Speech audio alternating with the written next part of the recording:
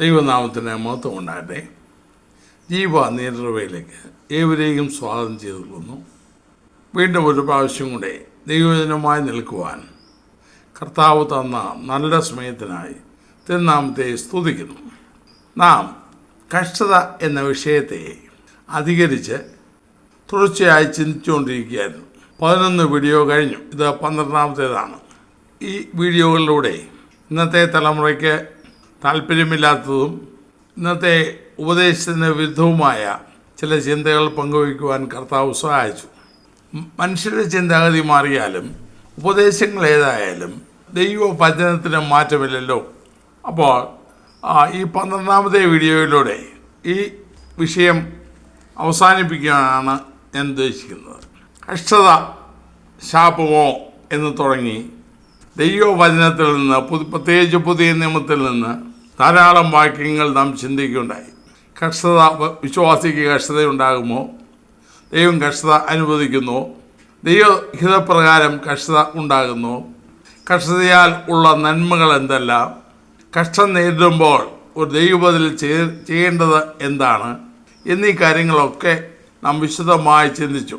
ഒരുപക്ഷെ അത്ര സമ്പൂർണമായൊരു പഠനം ആണെന്ന് എനിക്ക് തോന്നുന്നില്ല. എങ്കിലും ഈ വിഷയത്തെക്കുറിച്ച് ഒന്ന് ഉറക്കെ ചിന്തിക്കുവാൻ ദൈവത്തെ പ്രാപ്തമാക്കിയെന്നാണ് ഞാൻ വിശ്വസിക്കുന്നത്. ഇന്ന് പ്രാപ്തിക്കും ഇതേ കഷ്ടത വരുമോ? 1. 2. കഷ്ടത എൽക്കാലവും നിലനിൽക്കുമോ? അല്ലെങ്കിൽ ജീവിതകാലം മുഴുവൻ കഷ്ടതയാണോ? ഈ 2 ചോദ്യങ്ങൾക്ക് സാധാരണ നാം ചോദിക്കാറുള്ളതാണ്.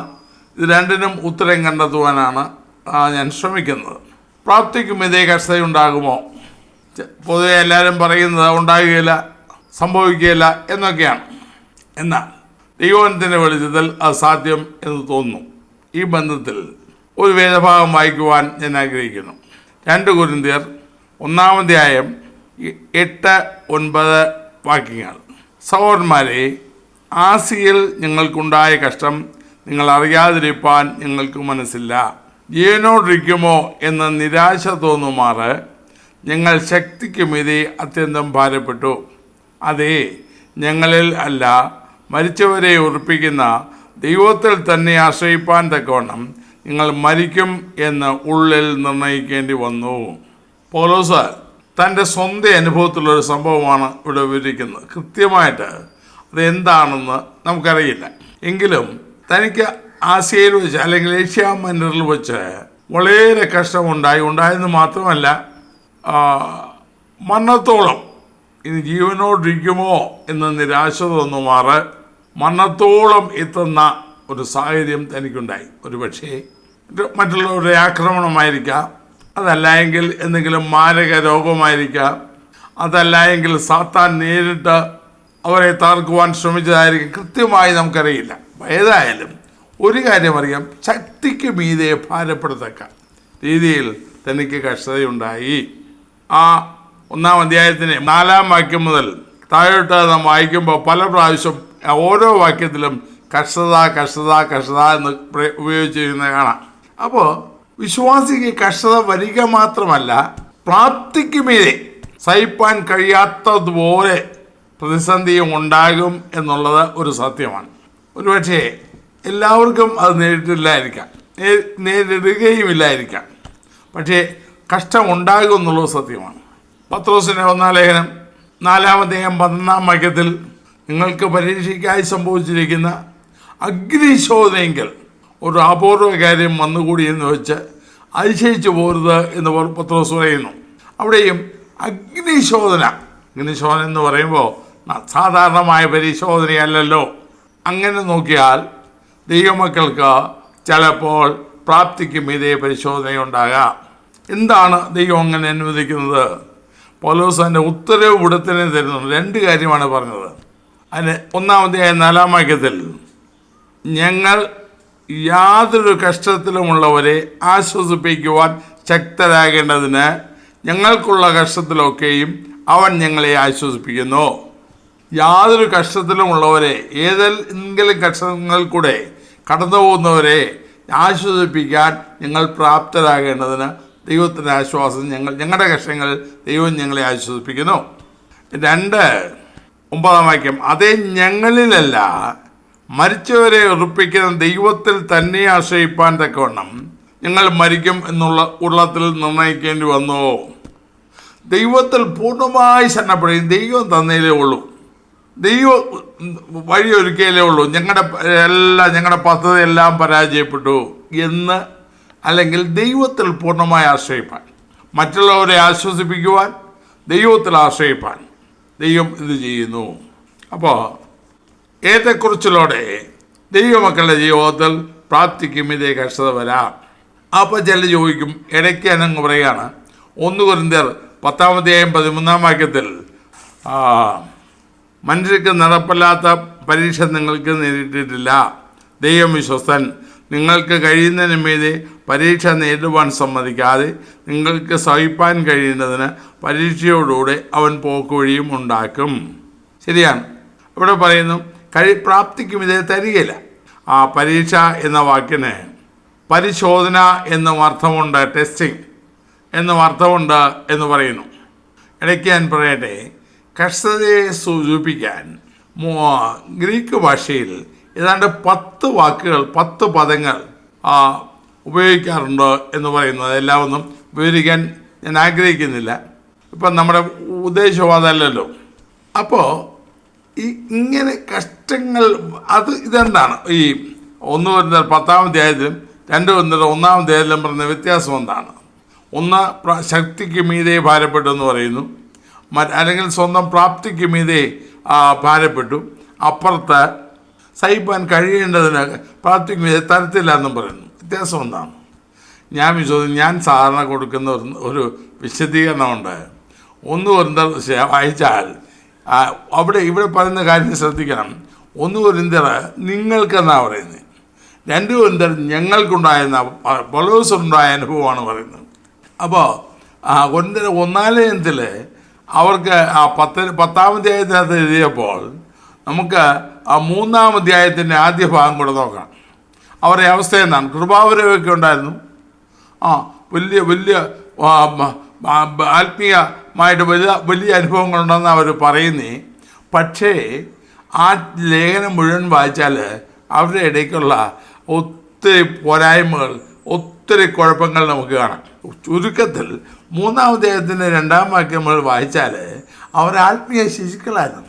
കൃപാരം ഉണ്ടെന്നും പറഞ്ഞ് വലിയ കാര്യമൊന്നുമില്ല, അവർ ആത്മീയ ശിശുക്കളായിരുന്നു, ജഡികന്മാരായിരുന്നു, ആത്മീയമായി വളർച്ചയില്ലാത്തവർ.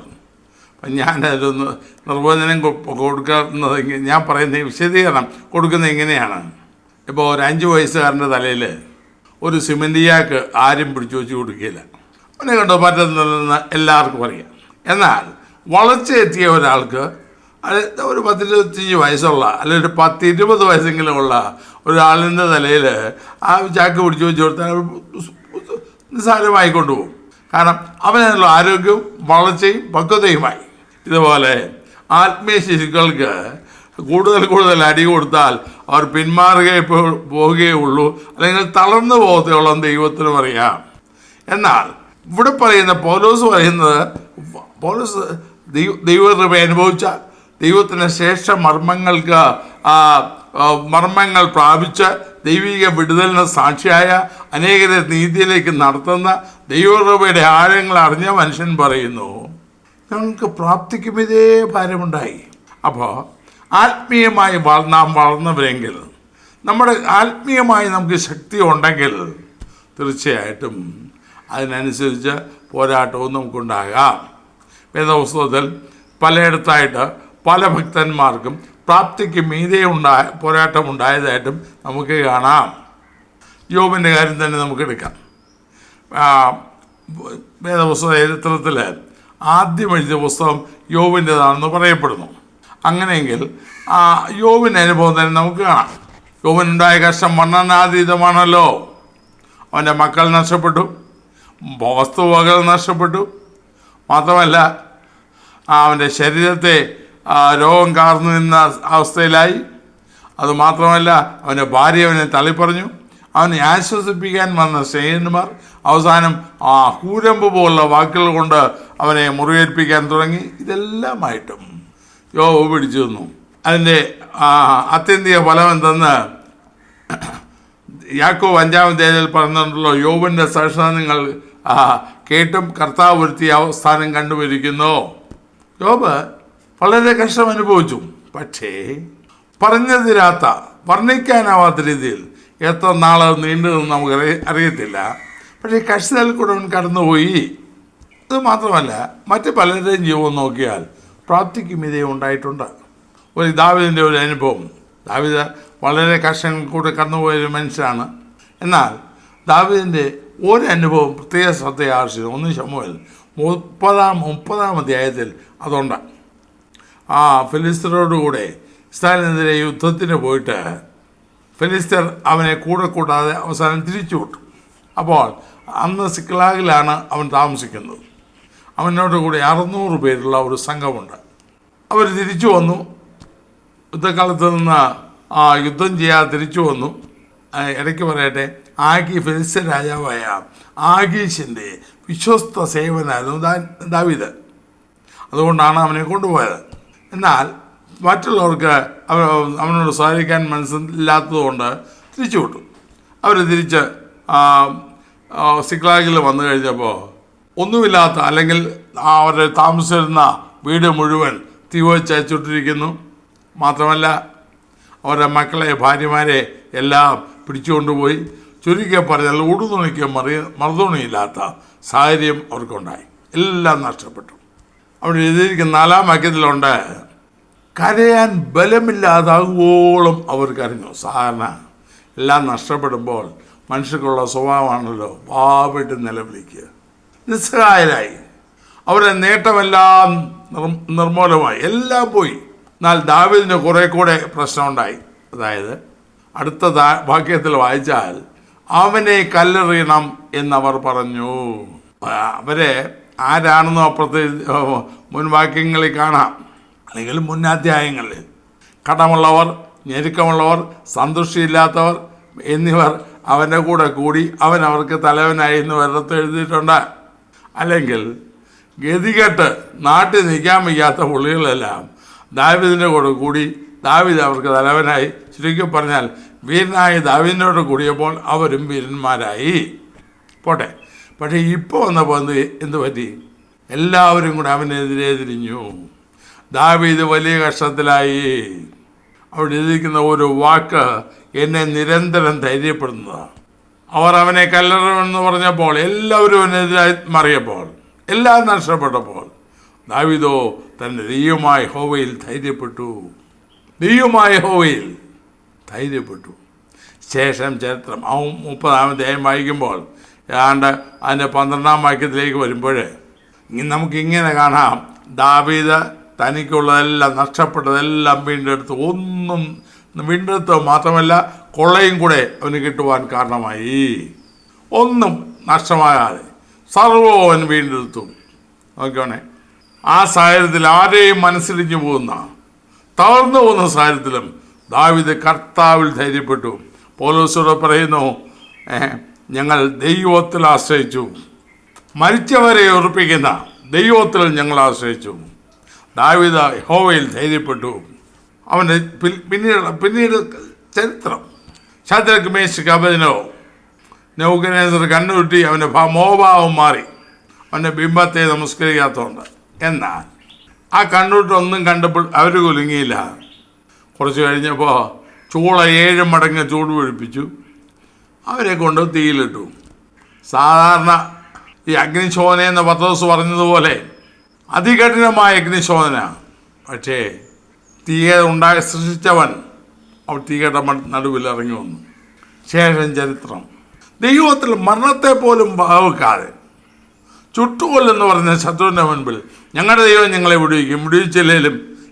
വിടുവിച്ചില്ലെങ്കിലും ഞങ്ങൾക്ക് പ്രശ്നമില്ല, നിന്റെ ദൈവത്തെ നാം സ്വീകരിക്കത്തില്ല എന്നുള്ള തീരുമാനം അവർക്കുണ്ടായപ്പോൾ ശേഷം ചരിത്രം, തീക്ക് അവരെ ദയിപ്പിക്കാൻ കഴിഞ്ഞില്ല. ദാനിയേലിനും അത് അനുഭവം ഉണ്ടായല്ലോ. 122 ഉദ്യോഗസ്ഥന്മാർ ഉന്നത ഉദ്യോഗസ്ഥന്മാർ സംഘം ചേർന്ന് അവനെതിരെ നിന്നു. പക്ഷേ അവർ രാജാവിനെ കൊണ്ട് തീർപ്പ് കൽപ്പിച്ചു. ഒരു പുതിയ നിയമം ഉണ്ടാക്കി. ദാനിയേൽ ഭയപ്പെട്ടില്ല. വിരോധ കൽപ്പന എഴുതിയിരിക്കുന്നറിഞ്ഞ് ദാനിയേൽ ചെയ്തത് എന്താണ്? പതിവ് പോലെ അവൻ തന്നെ വീട്ടിൽ ചെന്നു മാളികമുറിയുടെ വാതിൽ തുറന്ന് അവൻ ദൈവത്തോട് സ്തോത്രം ചെയ്തു. അവൻ പ്രാർത്ഥിച്ചു. പിറ്റേ ദിവസം രാവിലെ സിംഹഗുഹയിലിട്ടിട്ട് പിറ്റേ ദിവസം രാവിലെ രാജാവ് ദുഃഖശബ്ദത്തോടെ ആ സിംഹക്കൂട്ടിലിൻ്റെ വാതിൽക്കൽ വന്ന് വിളിക്കുകയാണ്, ജീവനുള്ള ദൈവത്തിൻ്റെ ദാസനായ ദാനിയേലേ, നീ ഇടപെടാതെ സേവിച്ചു വരുന്ന ദൈവം നിന്നെ വിടുവിപ്പാൻ പ്രാപ്തനായോ? ദാനിയേൽ പറഞ്ഞത്, രാജാവേ, ദൈവം തന്നെ ദൂരനയിച്ചു, സിംഹങ്ങളുടെ വായടച്ചു, മാത്രമല്ല അവൻ്റെ സ്ഥലം ഞാൻ കുറ്റമില്ലാത്തവൻ. രാജാവെ, തിരുമുമ്പിലും ഞാൻ ദോഷവും കുറ്റവും ചെയ്തിട്ടില്ല. എത്ര പ്രാഗൽഭ്യത്തോടാണ് ദാനിയേൽ അത് പറയുന്നത്. വേറൊന്ന്, അല്പം വൈകി ദാനിയേൽ കയറി കഴിഞ്ഞപ്പോൾ ഒരു വലിയ കൂട്ടം ആളുകൾ, എന്നിട്ട് പറയുന്നു, ഒരാളല്ല 122 പേരും പിന്നെ അവരുടെ കുടുംബവും എല്ലാം കൂടെ നല്ലൊരു കൂട്ടം ആളുകളെ കൊണ്ടിങ്ങോട്ട് വരുന്നു. എന്തിനാ? സിംഹഗുഹയിലിടാൻ. നമ്മുടെ ഇന്നത്തെ ഭാഷയിൽ പറഞ്ഞാൽ രാജ്യത്തെ ഉന്നത ഉദ്യോഗസ്ഥന്മാർ, അല്ലെങ്കിൽ IAS, നമുക്കിന്ന് IAS ആണല്ലോ, രാജ്യത്തെ ഏറ്റവും ബ്യൂറോക്രസിയുടെ തലപ്പത്തിരിക്കുന്നവർ, അതുപോലെ രാജ്യത്തെ ഉന്നത ഉദ്യോഗസ്ഥന്മാരെല്ലാം അങ്ങോട്ട് അവിടെ എഴുതിയിരിക്കുന്നത്, അവർ സിംഹഗുഹയിലെത്തുന്നതിന് മുൻപ് അവരെ പിടിച്ച് കീറി അവരെ എല്ലാം ചവിട്ടി ഓടിച്ച് സിംഹങ്ങൾ അവരെ മിഷ്ടാന്ന ഭോജനമായി കഴിച്ചു. ദാനിയേലിനോടുള്ള വ്യത്യാസം, അവൻ്റെ ആശ്രയം ദൈവത്തിൽ. ഉത്കൃഷ്ട മനസ്സനായി വിശ്വസ്തനായി ദാനിയേലിരുന്നു. സിംഹങ്ങൾക്ക് അവനെ തൊഴാൻ കഴിഞ്ഞില്ല. ഇതുപോലെ ദൈവവചനത്തിലെ അനവധി സംഭവങ്ങൾ നമുക്ക് കാണാം. യോസഫിൻ്റെ ജീവിതമോ ഏതെല്ലാം സാഹചര്യങ്ങൾ കടന്നുകൊണ്ട് വന്നു. നീണ്ട 13 വർഷം അവൻ പീഡിപ്പിക്കപ്പെട്ടു, പൊട്ടം കണ്ടിട്ടു, അടിമയായി വിറ്റു. അപ്പോൾ ആരോപണത്തിൻ്റെ പേരിൽ ജയിലിലായി. അവിടെ നാളുകൾ അങ്ങനെ തള്ളി നീക്കി. പക്ഷെ ആ സമയത്തെല്ലാം അവൻ്റെ ദൈവാശ്രയം വിട്ടുപോയെന്ന് നാം കാണുന്നില്ലല്ലോ. ദൈവത്തിന് സമയമായപ്പോൾ ദൈവം അവനെ കൊണ്ടുവന്നു, ദൈവം ഉയർത്തി. അപ്പോൾ കഷ്ടതയുടെ നടുവിൽ നാം കർത്താവിൽ തന്നെ ആശ്രയിച്ചാൽ, പ്രാർത്ഥിക്കും ഇതയാകട്ടെ എന്നും പറഞ്ഞേ, കർത്താവിൽ തന്നെ ആശ്രയിച്ചാൽ ഒരിക്കലും അവൻ നമ്മെ കൈവിടുകയില്ല. നമ്മുടെ ജീവിതത്തിൽ നമുക്ക് അത്ഭുതകരമായി വിടുതൽ അനുഭവിക്കാൻ കഴിയും. 2 കാര്യം കൊണ്ട് നടക്കും. 1, നമ്മുടെ ആ ദൈവാശ്രയം വർദ്ധിക്കും. 2, ദൈവം നാം മഹത്വപ്പെടും, കർത്താവ് നമ്മൾ മഹത്വപ്പെടും. അപ്പോൾ പ്രാർത്ഥിക്കും ഇതേ കഷ്ടം വരട്ടെ. അപ്പോൾ കഷ്ടത ശാപമാണെന്ന് പറയുന്നിടത്താണ് പ്രാർത്ഥിക്കും ഇതേ കഷ്ടം വരുമെന്ന് ഞാൻ പറയുന്നത്.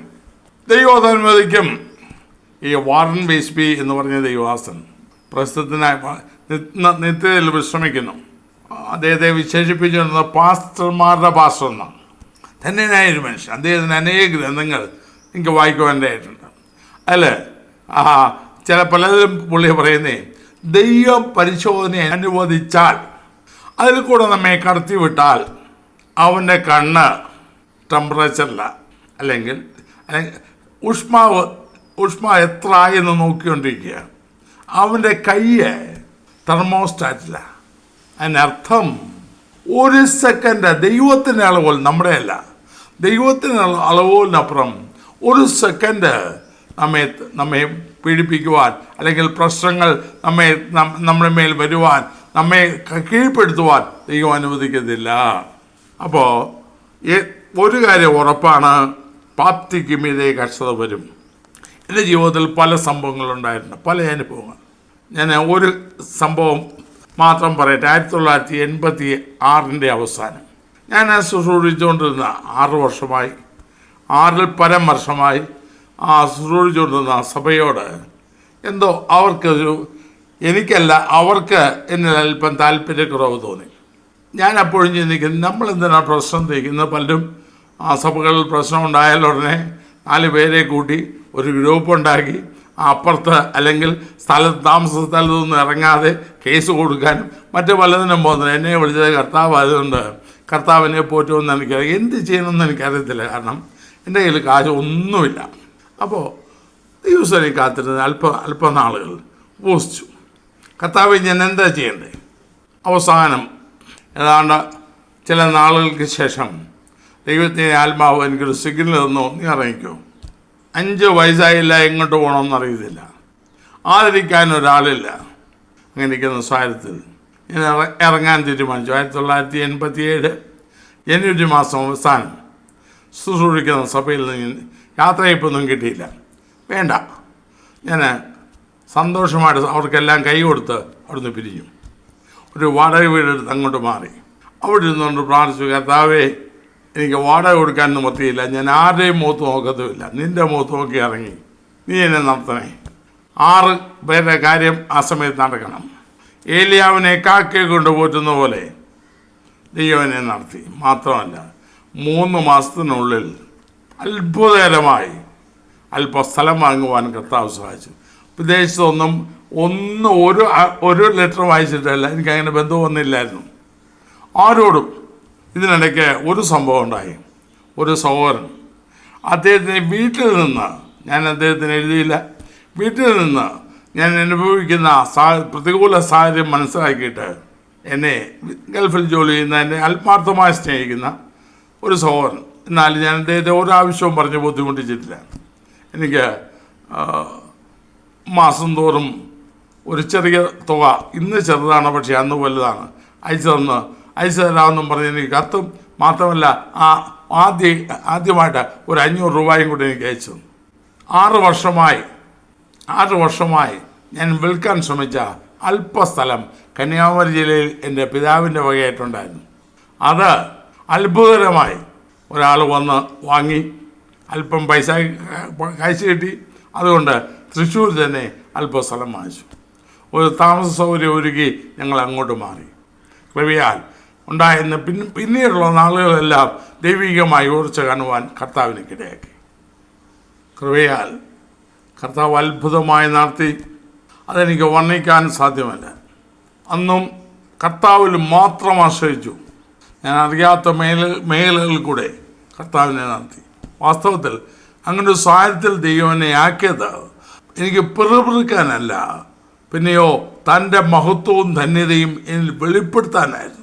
അതുകൊണ്ട് എനിക്ക് ധൈര്യമായിട്ട് പറയാം, ഞാൻ എന്തെങ്കിലും ആണെങ്കിൽ എൻ്റെ കർത്താവ്, അവൻ്റെ കൃപ, വേറൊന്നും എനിക്കില്ല. ഞാൻ ഒരിക്കലും സങ്കല്പിക്കാത്ത പല കാര്യങ്ങൾ കർത്താവിൻ്റെ ജീവിതത്തിൽ ചെയ്തു.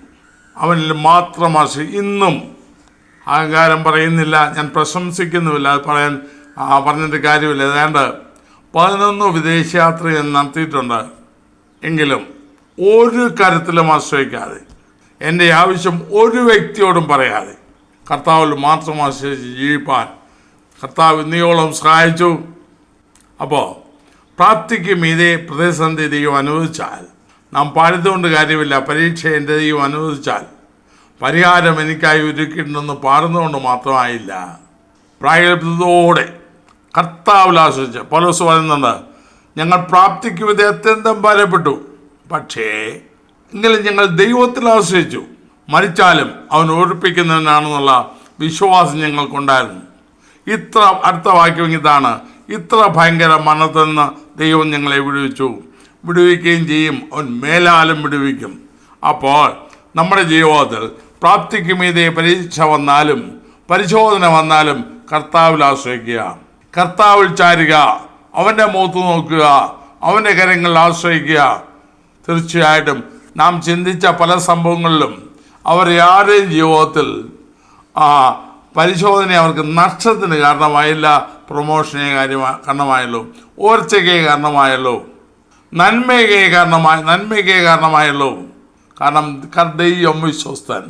ദൈവം നിങ്ങളെ വിളിക്കുന്നവൻ വിശ്വസ്തനാകുന്നു, അവന് ചെയ്യുമെന്ന് തെസ്സലോനിക്ക സഭയോട് പറഞ്ഞതുപോലെ നമ്മളെ വിളിച്ച കർത്താവ് വിശ്വസ്തനാണ്. എന്നെ കേൾക്കുന്ന വിശ്വാസികൾ ആരെങ്കിലും കഷ്ടതകളിൽ കൂടെ, പ്രയാസങ്ങളിൽ കൂടെ, പ്രതികൂലങ്ങളിൽ കൂടെ കടന്നുപോയി നിരാശപ്പെട്ട് തളർന്ന് അവശ്യരായി വിഷമിക്കുന്നുവെങ്കിൽ ഞാൻ ഉറപ്പ് പറയുന്നു, എൻ്റെ ദൈവം ജീവിക്കുന്നു. എൻ്റെ ജീവിതത്തിൽ അത്ഭുതം പ്രവർത്തിച്ച ദൈവം നിങ്ങളുടെ ജീവിതത്തിൽ ചെയ്യുവാൻ മതിയായവനാണ്, അത്ഭുതങ്ങൾക്ക് മതിയായവനാണ്. അവനിൽ ആശ്രയിക്കുക. ദാവീദ് ദൈവത്തിൽ ധൈര്യപ്പെട്ടു, ദൈവനെ സഹായിച്ചു. ഭക്തന്മാരുടെ ജീവിതത്തിൽ പ്രാപ്തിക്കപ്പുറമായി പ്രതികൂലം വരാം, പക്ഷേ അപ്പോഴും കർത്താവ് ശ്രദ്ധിച്ച്, അല്ലെങ്കിൽ തങ്ങൾ ഏകാഗ്രചിത്തന്മാരായിരിക്കുന്നവർക്ക് വേണ്ടി തന്നെത്താൻ ബലവാനെന്ന് കാണിക്കുന്നതിന് യഹോവയുടെ കണ്ണ് ഭൂമിയിലൊക്കെയും ഊടായിക്കൊണ്ടിരിക്കുന്നു എന്നുള്ളത് വെറുതെ എഴുതി വച്ചിരിക്കുന്നതല്ല. അവൻ്റെ ദൃഷ്ടിഭാഗത്തിൽ നിന്ന് ഒരുത്തരും മാറിപ്പോകുന്നില്ല. ദൈവത്തിന് തന്നെ തന്നെ നമ്മൾ മഹത്വപ്പെടുത്താനുള്ളതുകൊണ്ടാണ് ഇത് അനുവദിക്കുന്നത്. എൻ്റെ കയ്യിൽ നിന്ന് വിടുവിക്കാൻ ആരാണ്ടാ എന്ന് ചോദിച്ച നെബൂഖദ്നേസർ പിന്നെ പറഞ്ഞത്, ശദ്രക്കിൻ്റെയും മേശക്കിൻ്റെയും അബേദ്നെഗോവിൻ്റെയും ദൈവത്തിനും വിരോധമായി ആരെങ്കിലും മിണ്ടിപ്പോയാൽ അവനെ ശരിയാക്കി കളയുന്ന. കാരണം എന്ത്? ദൈവം ആരെന്ന് വെളിപ്പെടും. ഇന്നും ഇതുപോലെ കർത്താവിൽ ആശ്രയിക്കാൻ തയ്യാറായാൽ, കഷ്ടങ്ങളുടെ മധ്യേ പ്രതികൂലങ്ങളുടെ മധ്യേ കർത്താവിൽ ആശ്രയിക്കാൻ തയ്യാറായാൽ പലഭെന്ന് വെളിപ്പെടുത്തുവാൻ അവൻ ശക്തനാണ്. 1. 2, കഷ്ടത എക്കാലവും നീണ്ടു നിൽക്കുന്നു പറയാനൊക്കത്തില്ല. ഇപ്പോൾ യെരമ്യാവിൻ്റെ ജീവൻ നോക്കിയാൽ പുള്ളി ശുശ്രൂഷ തുടങ്ങിയ മുതൽ 45 വർഷത്തോളം നീണ്ടു നിന്ന എനിക്ക് തോന്നുന്നു. പക്ഷെ അക്കാലത്ത് കഷ്ടതയെ യെരമ്യാവിനുള്ളൂ. യെരമ്യാവിൻ്റെ ദൂതും ആരും കേൾക്കുകയില്ല, പ്രവചനവും ആർക്കും വേണ്ട, ഇസ്രായേലിന് അതൊന്നും വേണ്ട. രാജസന്നിധിയിൽ വരെ പ്രവേശനം ഉണ്ടായിരുന്ന വ്യക്തിയായിരുന്നു. പക്ഷേ യെരമ്യാവിന് കിട്ടിയത് അടി, തടവ്, വധശ്രമം, ഇതൊക്കെയായിരുന്നു കിട്ടിയത്. മാത്രമല്ല യെരൂശലേം പിടിക്കപ്പെട്ട ബാബിലോണിയർ യെരൂശലേമിനെ ആക്രമിച്ച് കീഴടക്കിയപ്പോഴും അവൻ്റെ കയ്യിൽ ചങ്ങലയായിരുന്നു. അവനെ ബന്ധനത്തിൽ നിന്ന് വിമുക്തനാക്കിയത് ബാബേലുകാരാണ്. ബാബേൽ രാജാവിൻ്റെ അകമ്പടി നായകനായ നെബൂസറദാനാണ് അവൻ്റെ കയ്യിലെ ചങ്ങല അയച്ചത്. നോക്കണം. അപ്പോൾ ആയുസ് മുഴുവൻ താൻ കഷ്ടത അനുഭവിച്ചു എന്നും പറഞ്ഞ് എല്ലാവർക്കും അങ്ങനെ വരണമെന്നില്ല. ഒരു കഷ്ടത ഒരു സമയത്തേക്കുണ്ടാകാം, എന്നാൽ ആയുസ് മുഴുവൻ നീളം. ചില ഈ സ്മുർണ സഭയോട് കർത്താവ് അല്ല ചെയ്യുമ്പോൾ 10 ദിവസം നിനക്ക് പരീക്ഷയുണ്ടാകും എന്ന് പറഞ്ഞു. വാസ്തവത്തിൽ 10 വെറും ഈ 24 മണിക്കൂറുള്ള 10 ദിവസമല്ലായിരുന്നു. എങ്കിലും ഒരു കാലഘട്ടത്തിലേക്ക്, ഒരു സമയത്തേക്ക് മാത്രം, അല്ലാതെ ആയുസ് മുഴുവൻ നീണ്ടു നിൽക്കണമെന്നില്ല. എന്നാലും കഷ്ടതയും അനുവദിക്കും, പ്രയാസം അനുവദിക്കും നമ്മുടെ നന്മയ്ക്ക്. 1, നാം ദൈവാശ്രയം പഠിക്കാൻ. 2, ദൈവത്തിൽ നമ്മൾ മഹത്വം കൊടുക്കാൻ. അപ്പോൾ കഷ്ടത നമ്മത്തിൽ തളർന്നു പോകാതെ പ്രാർത്ഥിക്കും. ഇതേ വന്നാലും എൻ്റെ ദൈവം ഇത് അനുവദിച്ചു, കർത്താവിൻ്റെ ഇഷ്ടം നടക്കട്ടെ എന്ന് പറഞ്ഞുകൊണ്ട് അവൻ്റെ ഇഷ്ടത്തിന് സമർപ്പിച്ച് അവൻ്റെ സന്നിൽ കാത്തിരുന്നാൽ ജീവിതത്തിൽ അനുഗ്രഹമാകും.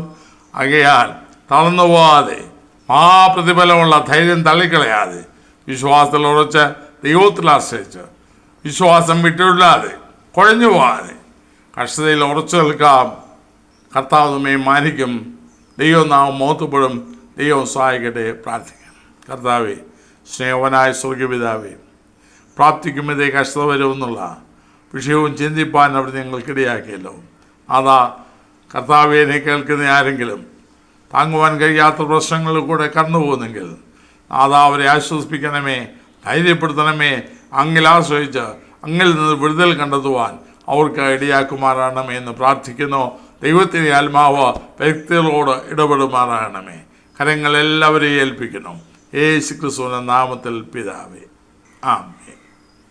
ഈ വീഡിയോ നിങ്ങൾക്ക് അനുഗ്രഹമായെങ്കിൽ മറ്റുള്ളവർക്കും ഷെയർ ചെയ്ത് കൊടുക്കുക. നിങ്ങൾക്കായി പ്രാർത്ഥിക്കുക. ദൈവം നിങ്ങളെ അനുഗ്രഹിക്കുമാറാകട്ടെ.